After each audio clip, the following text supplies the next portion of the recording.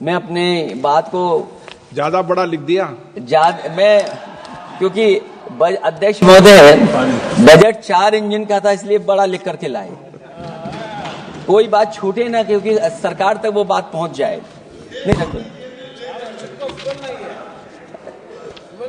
क्योंकि अध्यक्ष महोदय, अगर 11वां बजट हो 4 इंजन लगाने पड़े तो कहां विकसित भारत बन रहा है। जीएसटी को भ्रष्टाचार से मुक्त करना होगा, व्यापारियों के प्रति विश्वास जताना होगा। यदि टैक्स की व्यवस्था और दर सही होगी तो सब आसानी से टैक्स भर देंगे। हाई टैक्स रेट दरअसल भ्रष्टाचार को बढ़ावा देती है, इससे राजस्व की हानि होती है। सच में लोग काम कारोबार करना चाहते हैं, कर की चोरी नहीं करना चाहते हैं। इसलिए टैक्स की रेट को तार्किक बनाना और टैक्स सिस्टम को इजी करने की से ही अर्थव्यवस्था में गति आएगी। निवेश के लिए दुनिया वापस हमारे देश की ओर देखेगी। मैं अध्यक्ष महोदय, अर्थव्यवस्था के संबंध में एक गंभीर मुद्दा मैं बताना चाहता हूं। एक बहुत गंभीर मामला है पलायन का। पलायन के मामले में एक बहुत बड़ा विरोधाभास हमारी अर्थव्यवस्था के लिए चुनौती बन रहा है। एक तरफ वो सबसे अमीर वो लोग जो अपनी पूंजी का निवेश करते हैं, और दूसरी तरफ सबसे गरीब वो लोग हैं जिनके पास अपने श्रम निवेश करने के अलावा कोई दूसरा रास्ता नहीं है। ऐसे हजारों अरबपति बाहर के देशों में ज्यादा उम्मीद देखते हुए अपनी पूंजी लेकर देश छोड़कर जा रहे हैं। वहीं दूसरी तरफ जो सबसे गरीब लोग हैं वो राज्यों के असंतुलित विकास की वजह से अपने राज्यों से पलायन कर रहे हैं। ऐसे इस महा समस्या का सबसे बड़ा शिकार हमारा उत्तर प्रदेश है, जहां नौकरी और अवसरों की भारी कमी है, जहां विकास टीवी अखबारों होर्डिंग में तो दिखता है लेकिन जमीन पर नहीं। जब पूंजी और श्रम के निवेश के लिए आंतरिक वातावरण बनेगा तभी सच्चा विकास होगा, बजट अपने उद्देश्यों को प्राप्त करेगा, अर्थव्यवस्था लाभ के लोभ से मुक्ति होगी और बजट एक लोकतांत्रिक देश के जन कल्याण की सही दिशा में आगे बढ़ेगा। अध्यक्ष महोदय, बजट विकास में तेजी लाने का इसका मतलब यह है कि पिछले 11 सालों के भाजपा ने विकास के लिए कछुए की चाल चली है। जब उन्होंने समावेशी विकास सुनिश्चित करने के लिए संकल्प लिया तो ये बात खुली की हुआ है, मतलब कुछ लोग वहताशा आगे बढ़ गए हैं और बाकी नीचे की ओर जा रहे हैं। निजी क्षेत्र के निवेश में को नई जान डालने की बात करने का अर्थ ये निकलता है कि भाजपा राज में निजी क्षेत्र बेजान हो गया है। नोटबंदी और जीएसटी के लिए सुधार नहीं, विकार साबित हुआ। अध्यक्ष महोदय, परिवारों के मनोभाव में उल्लास भरने की बात करने वो स्वीकार कर रही हैं, लोगों को मुस्कुराना बंद कर दिया है। अच्छे दिन न इनके राज में आए हैं और न आएंगे आने वाले समय में भी। भारत के बढ़ते मध्यम मार्ग को खर्च करने की शक्ति को बढ़ाने की बात तो मतलब है कि मध्यम वर्ग के हाथ खाली हैं।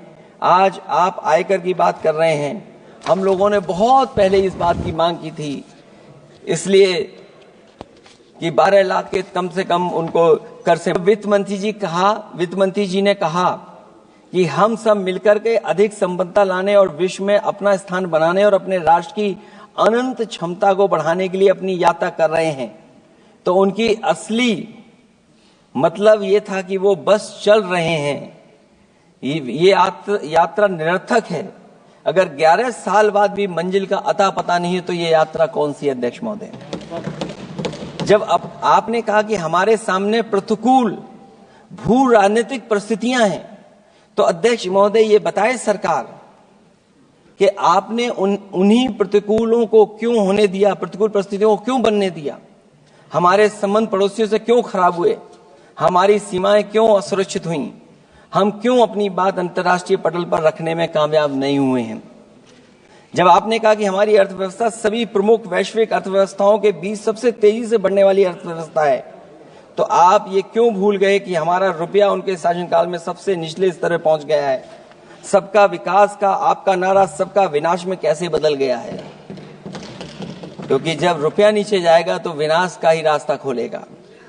बड़े से लेकर छोटे उद्योग धंधे दुकानदारी सब चौपट क्यों हो गए हैं। मेक इन इंडिया, मुद्रा योजना, स्किल इंडिया, ये सब नाकामी की किताब के चैप्टर कैसे बन गए। वहां सवाल ये कि कैसे व्यापार कारोबार केवल कुछ लोगों के हाथ में ही सिमट गया और बाकी सबका काम धाम क्यों मिट गया। अध्यक्ष महोदय, हम भी मानते हैं कि कोई देश केवल उसकी मिट्टी से नहीं है बल्कि देश उसके लोगों से है, लेकिन आप लोग ये बात सिर्फ कहते हैं, करते नहीं हैं। जनता आपके लिए बस नारे का विषय है। आप कहती हैं कि हमारे लिए विकसित भारत में शामिल हैं गरीबी से मुक्ति, 100% अच्छे स्तर की स्कूली शिक्षा, बेहतरीन सस्ती और सर्वसुलभ स्वास्थ्य सेवाओं तक पहुंच, 100% कुशल कामगार के साथ सार्थक रोजगार, आर्थिक गतिविधियों से 70% महिलाएं और देश को food basket of the world बनाने वाले किसान। अगर ये आपका लक्ष्य है, पर क्या आपके राज्य में अमीरी गरीबी की खाई नहीं बढ़ी? भूख के इंडेक्स में हम कहां जा पहुंचे हैं? स्कूली शिक्षा का बजट कम नहीं हुआ, स्वास्थ्य सेवाएं महंगी नहीं हुई, यहां तक कि अपने स्वास्थ्य बीमा पर भी टैक्स लगा दिया है। आपने योग्य लोगों को बेरोजगारी के अंधेरे में धकेला और आपके बड़े बड़े नेताओं ने तो यहां तक कह दिया कि कमी नौकरी की नहीं है, योग्यता की है। अपनी युवा पीढ़ी को हताश निराश करने का पाप आप लोगों ने किया है। कुशल कारीगर के नाम पर आपने युवाओं को डिलीवरी पर्सन बनाकर छोड़ दिया है। आपके राज्य में महिलाओं के खिलाफ अपराध के आंकड़े बढ़े हैं।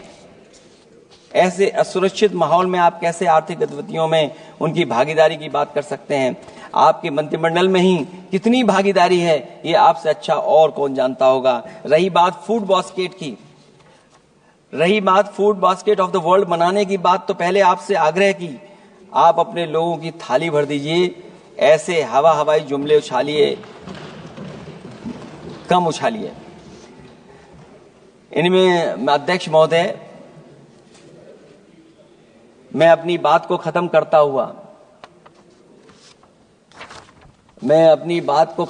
इतना ही कहना चाहता हूं कि इस बजट में जिन 6 क्षेत्रों में परिवर्तनकारी सुधार की बात कही गई है, उनमें से कराधान अब तक सफल नहीं होगा जब तक उसे सरल, पारदर्शी और ईमानदार नहीं बनाया जाएगा, जब तक विद्युत क्षेत्र को निजी हाथों में सौंपकर मनमानी वसूली से रोका नहीं जाएगा, शहरी विकास के नाम पर जब तक जमीनों कुछ धनवानों के हाथों में कौड़ियों के दाम बेचने का खेल खत्म नहीं किया जाएगा, खनन के नाम पर जब तक जल जंगल जमीन पर आदिवासी पारंपरिक अधिकार की हकमारी की हेराफेरी रोकी नहीं जाएगी, और जब तक वित्तीय क्षेत्र और विनियामक सुधार की निष्पक्ष कोशिश नहीं की जाएगी। अंत में मैं अध्यक्ष महोदय इतना ही कहना चाहूंगा कि असली तरक्की है वही जो हर फर्क मिटाती है।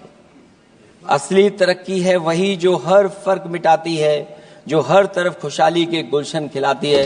इन्हीं शब्दों के साथ अध्यक्ष महोदय मैं धन्यवाद देना चाहता हूं। मैं इस बजट का विरोध करता हूं। ये रोड मैप कहीं नहीं दिखाता है कि जिससे विकसित भारत बने। बहुत बहुत धन्यवाद अध्यक्ष जी आपका।